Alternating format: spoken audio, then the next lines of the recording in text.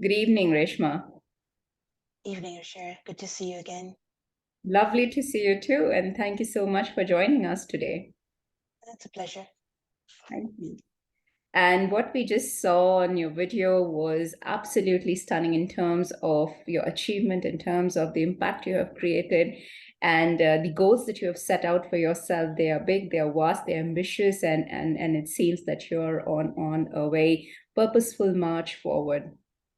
So it's really nice to have you here and share some bit of your wisdom, some bit of your work insights, and this area of sustainability that we are all looking forward to join, but a lot of us do not know how. So thank you so much for agreeing to do this. Right. So Reshma, I think the first question I'd want to ask is, what does sustainability mean very specifically in the world of banking, uh, finance, and the financial industry? So I guess sustainability for most organizations, including banks, is a journey. So for every financial institution, it means slightly different things. And we're all kind of converging towards a common ground. The way that I look at financial institutions and what sustainability should be, it started out initially as very much maybe compliance, the regulatory requirements in terms of disclosure. So a lot of them look at sustainability as compliance. Then banks have noticed that actually it is a huge risk for them. And they need to manage the risks from their client perspective. So it moved into a risk management objective for financial institutions. But now financial institutions actually sit there and say, well, wait a minute, we actually have an obligation in terms of how we're directing funds and how we are supporting the sustainability efforts globally. And therefore, it's become for many more of an objective, more of a value addition, more of a commercial opportunity as well. I'm glad you're bringing that up so early in the conversation, because I think one of the things most definitely that's important to understand is um, a lot of people look at sustainability as an extension of CSR. We all know intuitively that it's not, but sometimes it feels that way. So it would be nice if you can unpack just a little about, is sustainability, how much is sustainability rather about CSR, and how much of it is about adding value in the commercial sense as you're talking? I think CSR is a start. For many organizations, it's that first stepping stone into moving away from just pure profits into thinking about what can they do in the broader community, what can they do from the environment. But then when you think of it as CSR, you stop linking it to your business. And that's where the impact of sustainability is then restrained. Really, when you think about sustainability for an organization, and this could be any business out there, we need to be thinking about what is the impact of that business. And we're globally moving to the fact that the impact goes beyond profits for shareholders. It goes into what some people call the triple bottom line, the 3 Ps, into profits, into planet. So sustainability is about bringing all those elements together. When you look at CSR, you're saying, I'm doing this on the side. When you look at sustainability as an integrated, you're saying it's part of my business model. And therefore, I'm going to look for ways in which I can add value as part of my day-to-day ways of doing business, but also it sustains itself. You don't have to think about separate budgets for it. It's just the way you do business. So sustainability is a way of doing business. CSR is a contribution towards a greater good than just profits. Yes, yes. Uh, what I'm hearing you say is that sustainability is mainstream. Don't make it look like an initiative that you're doing to give back to the planet. No, it's in many ways it's reclaiming the planet, if anything. Yeah, and the way I look at it is I will be successful in my job the day I am no longer required. And that meaning that sustainability has become so embedded in the organization that you don't actually need a big team out there pushing the agenda. So it is an integral way, yes. I'll come back to 2 points a little later in our conversation. One is about pushing the agenda, and we all feel the push. And the second was you spoke about shareholder value. So we will come back to these 2 points a little later. But before I get there,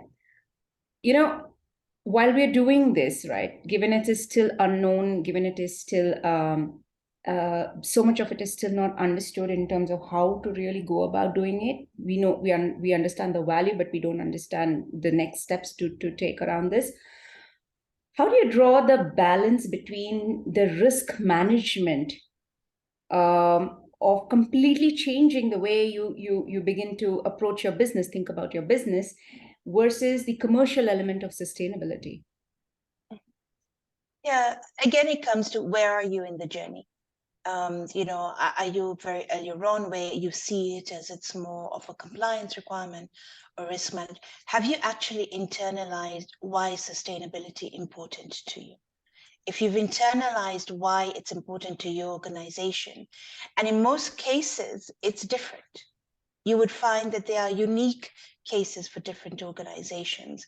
And when you find what is your why, then the merger between risk management and then the value addition becomes a lot easier to see. The path becomes, as human beings, and we are the people running businesses, we have a sense of inertia within us. We don't like to necessarily change. We're uncomfortable with things we don't necessarily understand.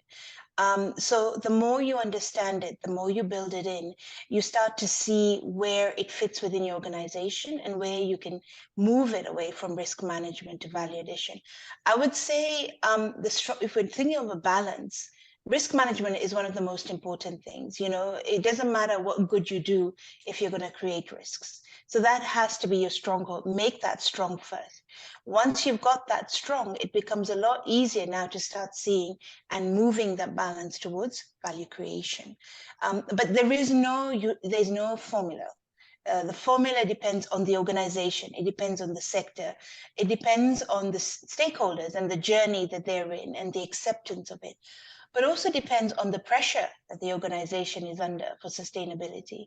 Are they being looked at from a perspective of, you are creating risks and need to manage it, or are you being looked at from a perspective of, you can create significant value here? That expectation in itself also changes that balance between risk management and value creation. So what I'm hearing you say is that you spoke about internalization, and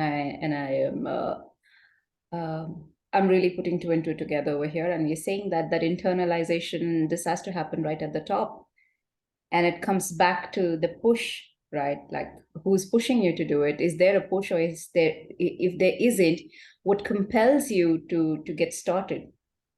Yeah, and it has to start at the top. But I'd say it starts at the top from an internalization, but then you've got to move it all the way across the organization. But it's the top that has the vision in terms of what are we really trying to achieve here? Understanding then who are our main stakeholders. So for example, if you're dealing with a lot of international companies, maybe in country, you don't have a lot of regulation. So you don't have that external requirement. But the minute you start crossing international boundaries, then your suppliers, your partners, your customers might have requirements. So that becomes something that you need to also comply with if you want to access those markets. That's one example. And that's a strategy in terms of senior management, leadership, boards can look at. It could be things like, okay, we are seeing the way the countries are evolving, the regulations are evolving. We want to be ahead of the curve. We don't want to be caught out. That could be a driver as well. Or it could be, we've actually seen the value here. It's fundamental to our vision. We've seen the value, and therefore we want to take a leaping stance on this and actually take it in. Now, unless that internalization has happened, and that's actually at the top with a very clear vision, and then basically infiltrates the whole organization, then you don't get the full value of it. So I believe it has to start from the top, but you can't leave it at the top. A lot of the times it's a concept that people feel, how do we explain it? How do we make it workable? What does it mean to the guy on the front line? Help them understand what it means to them, because it's only then that you can actually move away from a vision to implementation. And thank you for saying that, Reshma, because I think what would be really helpful is for us to just get a real-time understanding and an example of how it's done. And I believe that, with what you've done with Equity Bank and how you've restructured it, holds tremendous amount of knowledge. It holds tremendous amount of potential and understanding of how this can be really done. It can be done. It can be done in large corps, and it can be done successfully. So can you tell us a little more about the big rock moves that you have made within equity since the time you've joined? And, what was the alignment? What was missing? What was brought in place? And how did it move from vision? And I know things are still in work; it's not done yet. But how are you disseminating the understanding to the frontline workers? So in one way, I was quite lucky with equity because, there was already an understanding of sustainability. There was already a vision that was driven by changing lives and livelihoods and giving dignity and growing opportunities. But the focus was very much on the social elements of it. And we had a very strong foundation, we still do, that drives all of that. But then when it came to then looking at it from a business perspective, it was driven from a risk management perspective, but primarily because of our funding requirements, and we could see certain legislative moves. When I was brought on board, I was brought on board to manage the risk side of things, and primarily because of regulations that were brought in by the central bank. But very quickly, by working together with senior management and with the board, we could see that there was real integrative nature between the environment and the social. There was a real business drive that you could drive that. And by working with them and building their understanding and their capacity, it comes back from the top. If you actually equip people to make the right decisions, they can make it. So a big driver was working with the management team, working with the board to really put out what sustainability can mean for equity and building that out beyond the kind of social side into the integrative social environment. Governance was always very strong, but how do we bring it all into one as well? Once we'd kind of had that vision, it was, well, then you need to move out of risk, because really you're driving a business objective here. So we then did a reorganization from an organizational perspective as well, in terms of moving it into the frontline business, because then you were driven by your KPIs, you were driven by actually helping the business rather than, being a control function in that respect. So we looked at our policies and our procedures. We then amended our procedures into how the business could see the value addition. We moved a lot of things out of the ESG function into the frontline business. And we've done a lot of training where we've taken the frontline staff through that. The reason for that is it now no longer becomes someone else's responsibility. They are very much part of the assessments. They're part of working with their clients. They're part of helping their clients understand sustainability. They're part of the solutions as well.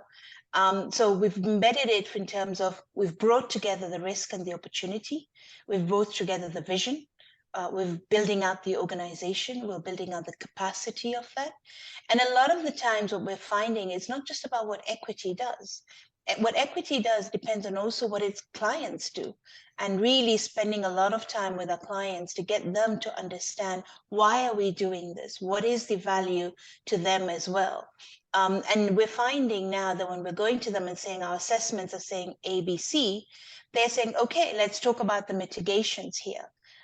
So that's the change that we've been driving at Equity, really embedding it from the very top. We've now got a group board committee that's dedicated to sustainability. And we usually get full attendance of the full board, even if they're not members, which basically shows the interest that is there in sustainability. I get drilled with a lot of very difficult questions, which I like, because it shows that they are engaging and they're really interested in this, and they don't want to just meet the minimum. They really want to drive it, and that's being driven at the board. We have a management committee that meets regularly, as well as a senior management with all our heads of subsidiaries. Again, very similar approach we're seeing, from being we need time with your team to can you come and spend time with our teams now. Those are the shifts that are happening. And that's because we've linked strategy to how we do business, to the value addition side of things as well, with a very strong core of risk underneath that. Great, great. I hear several things, Reshma, and I think of course, I hear the alignment right at the top. And even then, within the alignment, what I heard most essentially was to say that this is not a control function. Make it a generative function, make it a business generative function, and decompress it so that every stage, every section, every part of the business that we do, the products that we have and offer. You didn't say this in so many words, but that's what I'm hearing, that let every product be driven by the KPIs, by the goals that the organization has. Then it becomes everybody's responsibility. Yeah, and it is, and it's not just outward looking, it's also inward looking, in terms of how we are running our own operations as well.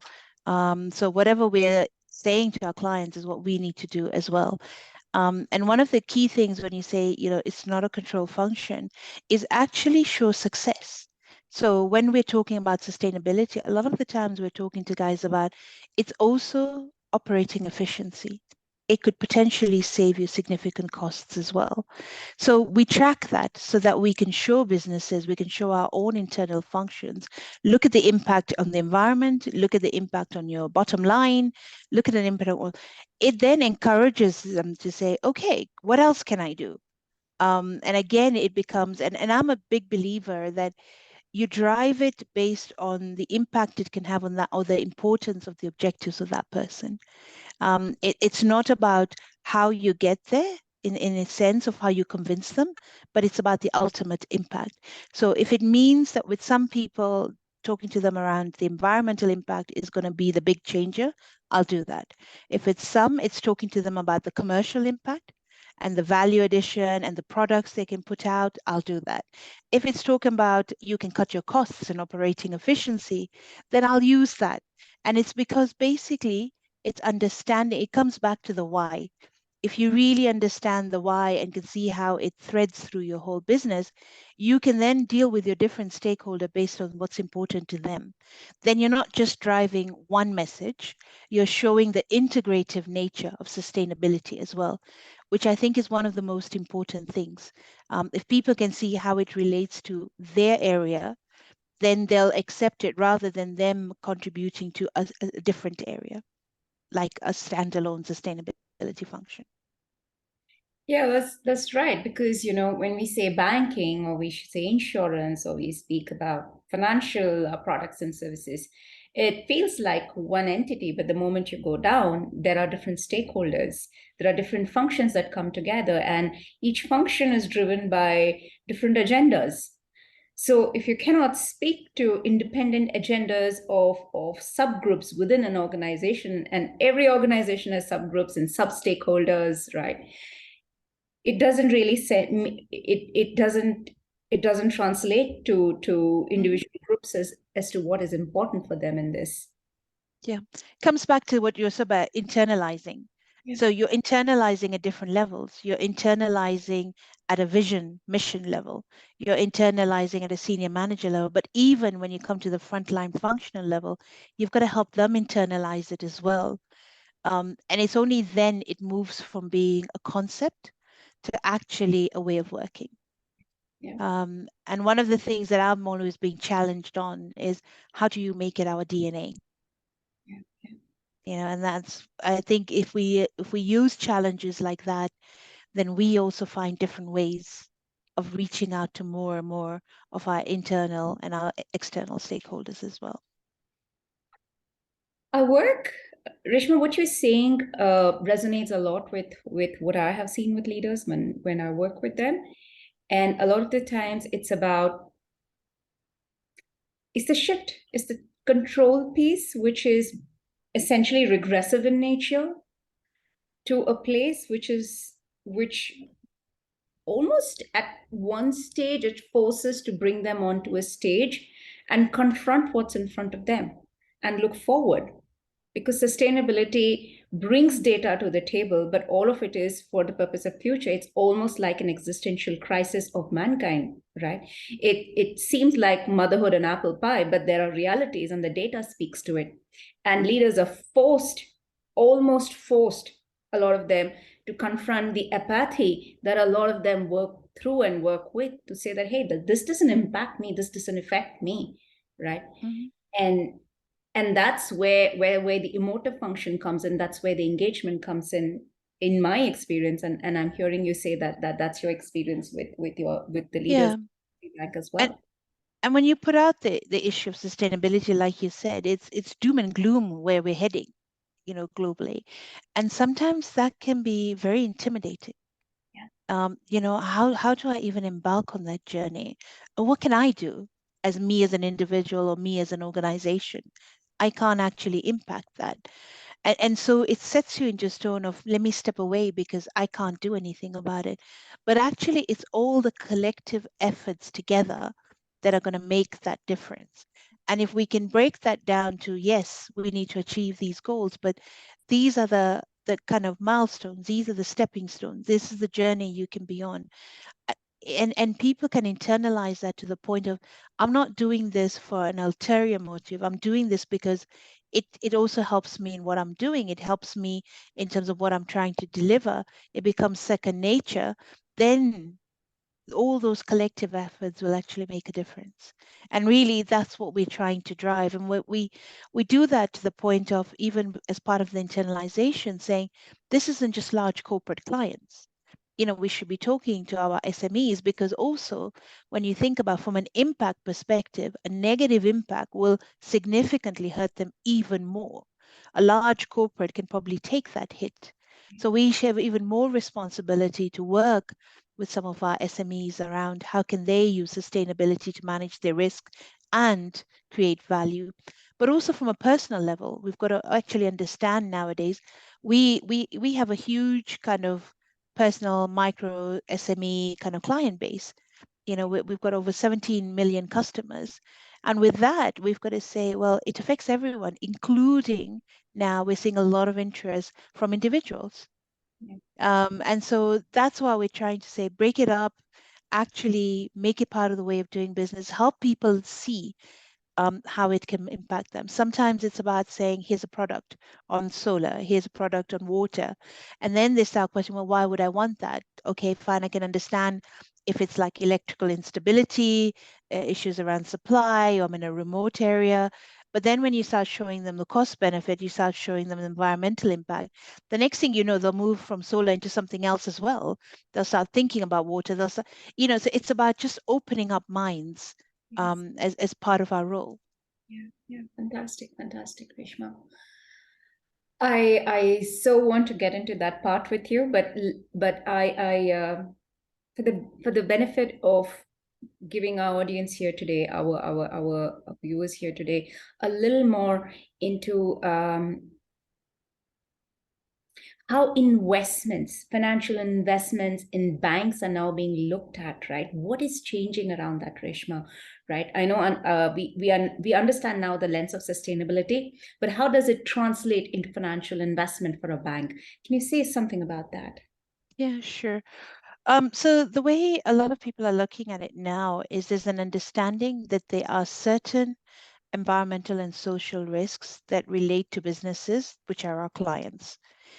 So they're creating some of that, whether it's pollution, whether it's the use of water, whether it's to do with like labor and human rights. So those are risks from the business activities.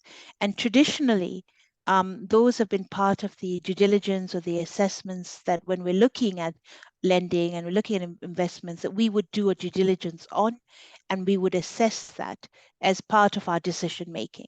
So in the banking world, if we're looking at lending, that we will do that assessment, and then that will form part of our credit decision on whether we lend to that client or not, at what rate do we lend, and what other actions do we need for that client to actually incorporate it in that. But that risk analysis is now extending And we're now looking at the fact it's not just the environmental social risk from the business activities. It's also when you look at things like climate change, the droughts, floods, etc. The impact of those on the business itself also need to be evaluated. And now we've incorporated that into our assessment. So for example, if I have an agriculture client and there's a drought, they're not going to be able to have their production, which means they're not able to actually be able to fund their facility with us. So it's turning into now taking those risks and turning them into traditional risk. Is it a credit risk to the bank? Is it a liquidity risk? What we're seeing globally, could it be a market risk as well? So that's how we're looking at the investment. We're looking at it traditionally of the impacts of the business. That's now from the impacts to the business. And we're also looking at how does that translate into the traditional risks of a bank as well. So it's a three-dimensional risk analysis. Now, it seems like you have added a lot more body and flesh to risk, apart from what traditionally we understand by risk and compliance. I'm wondering what you did with that over there. Is it something that you've borrowed from or integrated from IPCC reports or other energy or climate change reports or UN guidelines, or is it something that you have creatively come up to say, hey, this is an analysis of our customer, these are the type of customers we have, which means this is the kind of business they do, and this is the business risk they hold, which means indirectly we hold them too. So can you just again, I guess I'm going to use the word decompress that a little. I'd say it's all of the above. Because we start with international standards, and in the banking world, it's very common to use the IFC performance standards, and our procedures that were designed in 2019 very much focused on the IFC performance standards. We have then looked at, and we work with a lot of DFIs, a lot of development financial institutions globally, and as we're going through the engagement with them, the due diligence with them, we tend to look at what is the best practice out there. And we adopt those practices to be part of the equity standards, so that we have our own standards and procedures that looks at what is right for us, given where we are, given the fact that we are no longer just a local bank, but have an international outreach and brand as well, but also given the fact that this is not just a tick the box compliance. It's something that we take very seriously from a risk management and from a value addition. The driver tends to be, what do we need to manage it? So we will take what we believe are the best practices that fit in with the environment that we're in. There's certain practices that will not work with some of our client base. So that's where we look at our client base, we look at the sectorial analysis of it. We are growing our agriculture. So that's like 30%. We want to grow our portfolio to about 30% to be agriculture. So because of that, we've actually lowered some of our limits. So for our agriculture clients, we do a lot more climate risk assessments for them, which is for other clients, we would start at a much higher limit than agriculture. So that's some of the changes that we're making to be a bit more customized, to be able to manage our risk, but also to create value. The other thing that we look at is there's certain things that are required from a compliance perspective, and we need to do them. But we don't stop there. We do the exercise, like we recently had to do a portfolio risk analysis for Kenya. And when we did that, we kind of said, okay, but what other value can we derive from this exercise? We understand why we needed to do it from a compliance perspective. It's given us a lot of information in terms of our portfolio analysis, but what else can we do with it? So that's the question we keep asking ourselves. And through that, we've created a tool that we're now using for climate risk assessment for the clients. So that's kind of how we evolve, is by not remaining static in ourselves, but constantly looking at what else can we adopt, what else works for our clients, and actually in many ways also informing. So as Equity is one of the founding members of the Africa Natural Capital Alliance, which is the Africa voice into the TNFD, the Task Force of Nature Related Financial Disclosure. So elements like that we use to kind of also influence what international standards should be for us globally, because we know the issues that we face on the ground. especially in the areas that we operated. So yeah, so like I said, it's all of the above that you mentioned, but we don't remain static. That's the key thing. You know, it's so interesting what you're saying, Reshma. Uh, you said 17 million clients at equity, right? Customers at equity, and you said that, you know, you've started a lot of these initiatives, you're looking at it differently. And to me, what I was hearing is that, oh, okay, so Equity Bank is now using data modeling and data analysis to be able to figure out form. You know, it's a lot of this is formless you know, in various parts of the world that we are in, but you're increasingly beginning to give it shape, structure, and form, and inform yourself from that. Right. Yeah, I mean, we're very early in that journey, but it's definitely a journey that we want to explore. It comes back to, is it an integrated part of doing business? If it is, you need to have valuable information going into the decision making. And that's really what we're driving here, is it's not a static standalone assessment done for a loan application, but it becomes data that we can then use in terms of even assessing future, but also in terms of the opportunity side. You know, if we can understand that data, we can understand how we can help our clients manage their risks better as well, which is really where my interest is. Because if you can help clients see the positive side, they will naturally manage the risk side as well. You won't have to put as much effort into the risk management. It will come naturally for them too. And I think I think a lot of the data that we have worked with so far is very far out. The direct connection is not visible, so it takes a lot of effort to bring that to somebody, and it takes a lot of storytelling, a lot of convincing. But if you have something by way of case study that is more immediate, that is 18 months old, that is 24 months old, and the impact is already visible, then it's a no-brainer. People know exactly what is at stake. Yeah, and that's you've kind of touched on what we want to do next as well, is kind of showcase a lot of that kind of thing. So if they can do it, you can do it too. So it's not about us talking about it, but there's real life examples of how that's done. And there's a lot more. I mean, I would say we're literally just at the start line of what we want to do around data and modeling. But there's a lot more that can be done there as well. Yeah. Reshma, we are fairly advanced in this conversation around impact, around what can be done, and all those beautiful things. I'm still going to take one last attempt to regress or move back just a little in our conversation. And I want to ask you about challenges would be an easy word to use, but what I specifically want to ask you is about the nature of resistance and opposition that you have experienced and faced. Yeah, a lot of it comes down to why do I need to do this? Is a compliance requirement, then just let me do the minimal, or if it is compliance requirement, let someone else do it. A lot of that resistance comes from the fact that the minute you start saying an environmental assessment, where I'm a banker, do you expect me to do an environmental assessment? So a lot of the resistance comes from either not understanding. It's a bit too big a theme, like break it up for me. I don't understand that. Or it's just we're way too busy.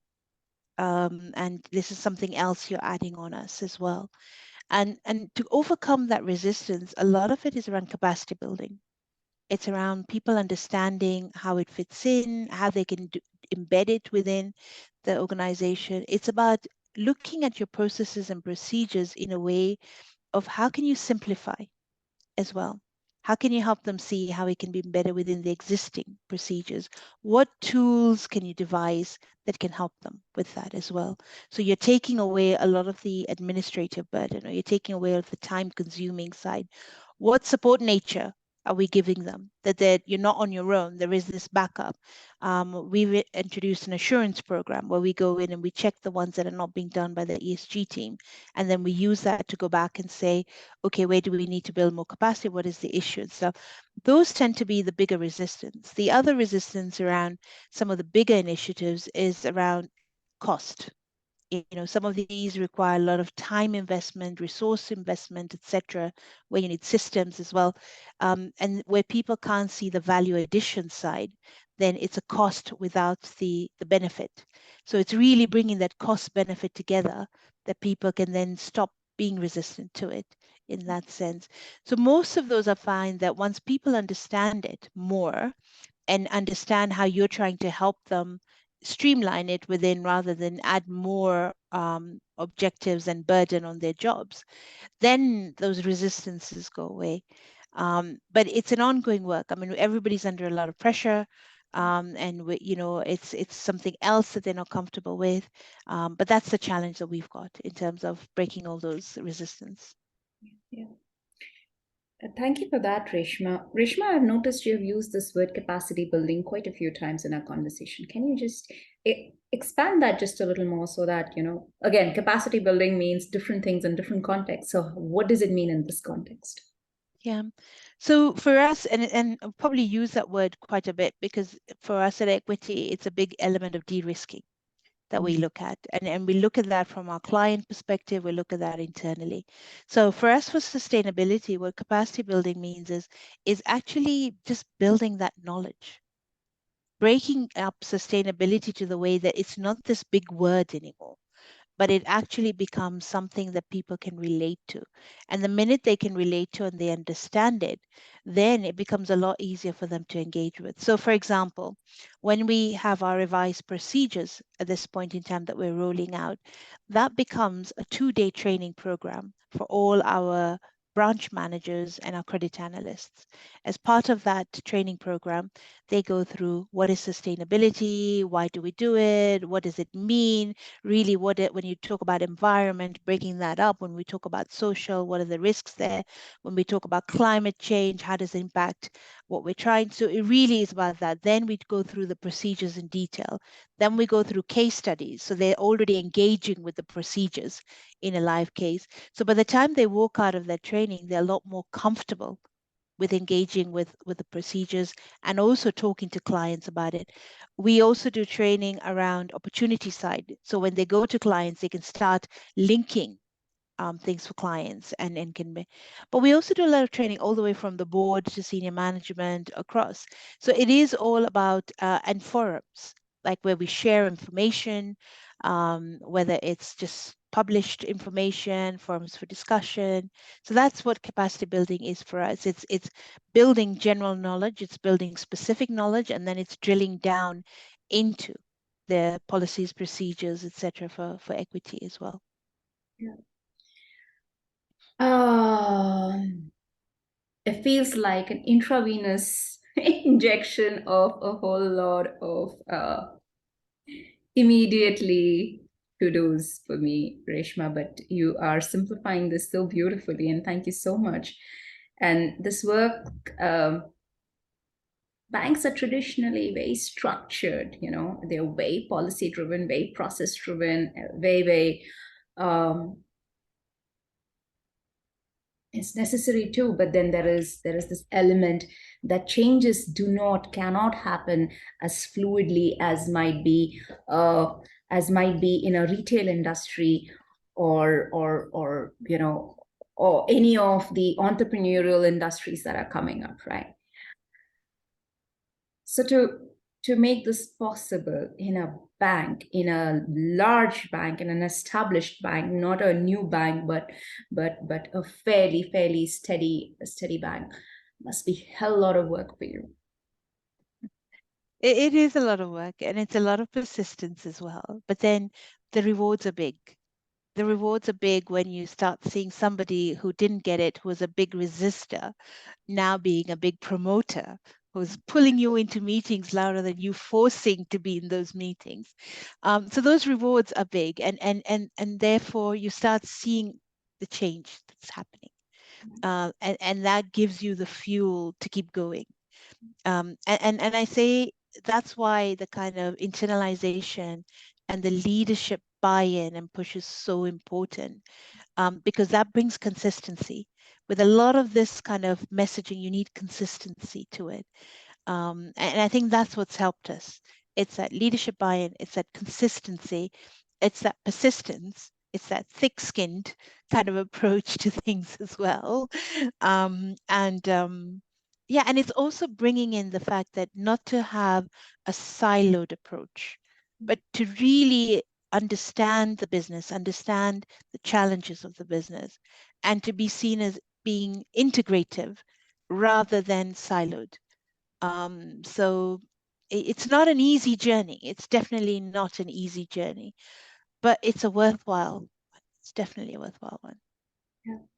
And which is why throughout the conversation, Reshma, if I didn't know you, I wouldn't have pegged you for someone who works with regulations. I wouldn't have pegged you for someone who works with governance or has anything to do with finance. You are naturally fluid with this, and all of the embodiment of the work that you do feels very humane.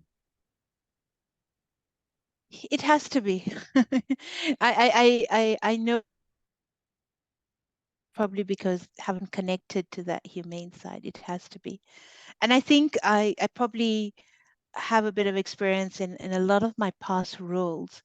I've been given something that's seen as very compliant, very regulatory, and been asked to embed it and make it part of the business, part of way of doing business, and how to create value from it. And so it's those kind of learnings that I'm also bringing in. And also the fact that a lot of the times my experience has been with advisory, my experience has been with working in organizations, actually having to implement some of these things. So when someone says these are the challenges I have, we understand and we can work with, rather than being one of those who's not been able to implement. I think it's all those things that we bring into it, and making it regulatory, bringing in jargon, bringing in, section A, B, C, all that is going to make people walk away.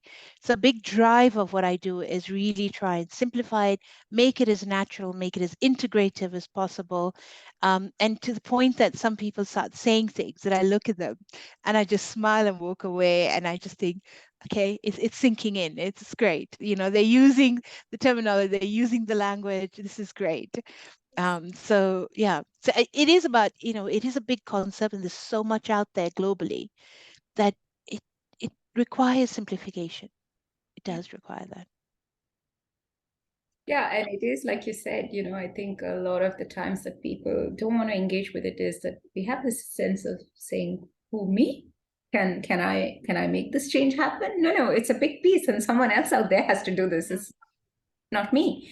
But the satisfaction and the joy of the work is turning one person at a time, that saving that one starfish at a time, and then suddenly it's a collective movement, right? Yeah. It's I can imagine your work being very soul fulfilling for that. Yeah, no, definitely. Reshma, I want to know this. What do you do for yourself?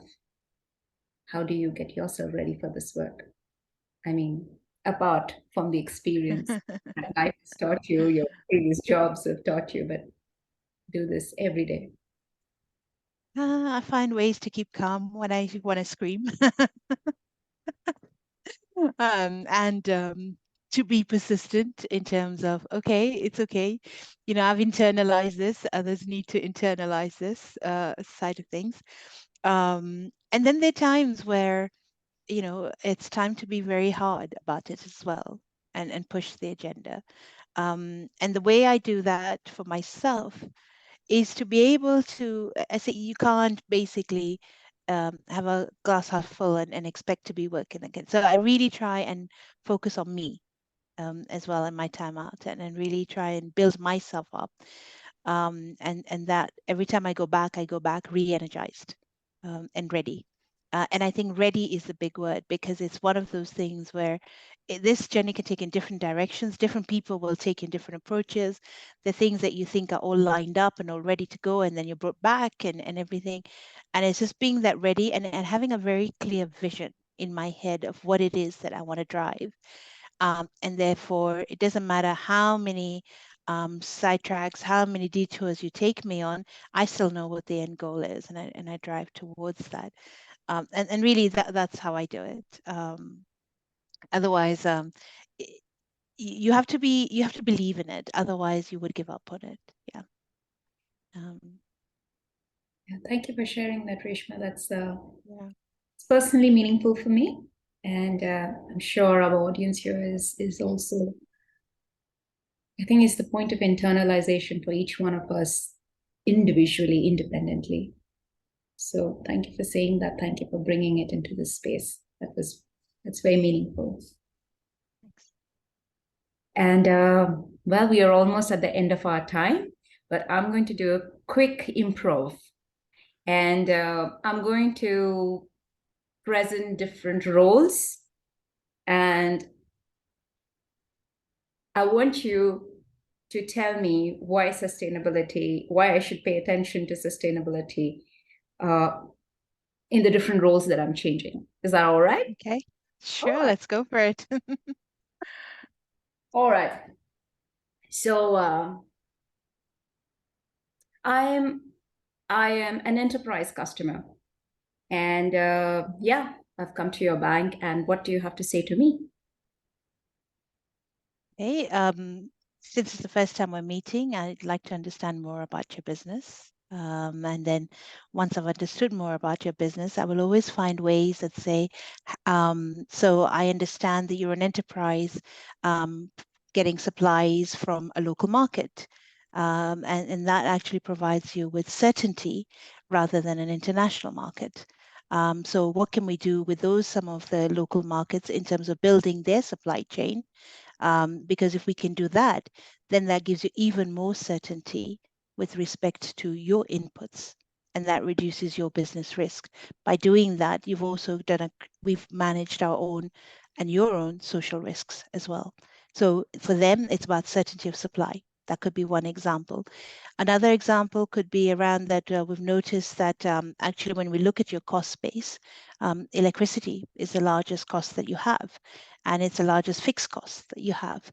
But if we can look at alternatives in terms of how you can reduce that cost, not only will it be more beneficial to you, but it will give you a lot more spare cash flow that you can invest in growing the business. And by doing that as well, we have certain facilities that can help you in terms of the investments that you need to do. One, to reduce those costs, but two, with respect to how you will need to grow the business as well.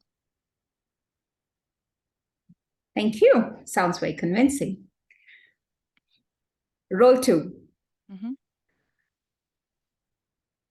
I am an SME and I've come to you for a loan. What would you say to me?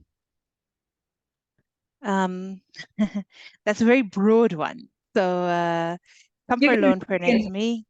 You can fill in. Yeah. Okay. So one, again, I need to understand the business. So we'll spend time understanding the business. As we're understanding the business, we'll also explain that as part of our requirements for the loan application, we need to do an environmental and social due diligence. What this will do is it would look at the elements around what your operations are, the effect it has on the environment. We will look at things like pollution. We will look at where your supply chain. We will look at how you're dealing with the employees, with communities around that. But the whole purpose of that is to be able to assist you to understand where potentially some of those risks are, but also potentially how we could, where you could actually put in place certain actions to manage that. With especially nowadays with climate change, etc., we're seeing that especially for smaller businesses, they have less ability to absorb some of the impacts in some of the larger businesses. Some of these assessments will actually help you to see how you can build more resilience within your business. These are not all conditions that will be placed on the loan, but they will be available to you for you to see how you can build resilience within your business. All that is great, but what have I got to do with pollution? Why would you do? Why would you do an environment analysis and pollution analysis for my loan application? I run a hardware store. I have a few chains of hardware store. I have nothing to do with this. Yeah. So with all organizations, there's always an element of it. And the assessments are done based on the level of the organization and the activities. So the assessment that we would do on your business as a hardware store or a chain of hardware stores would be very different to an assessment that we would do, for example, a manufacturing business. So don't worry, it's not going to be a fully extensive, as depending on the activities that you're doing. One, it is a requirement of our standards, and we believe that we do that because it does add value. It does also help in terms of us assessing the risk so that we're not pricing you too high or putting you in a risk band that you're not. So it will actually help with your application as well. Oh, that sounds nice now. Feels like maybe I'm going to get something out of it. That's the whole idea. We really try, and a lot of these conversations don't happen until we understand the business. You know, once we understand the business, it allows for a lot more focused discussion with the clients.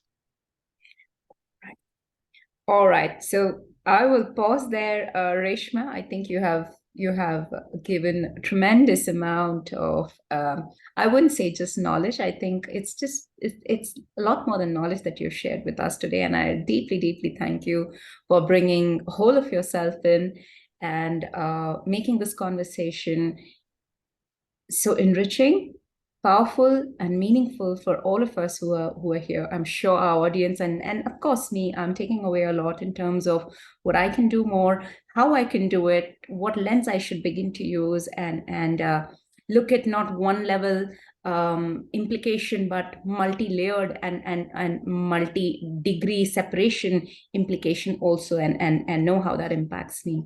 So thank you so much for your time here today. Thanks, Ruchira. Thank you.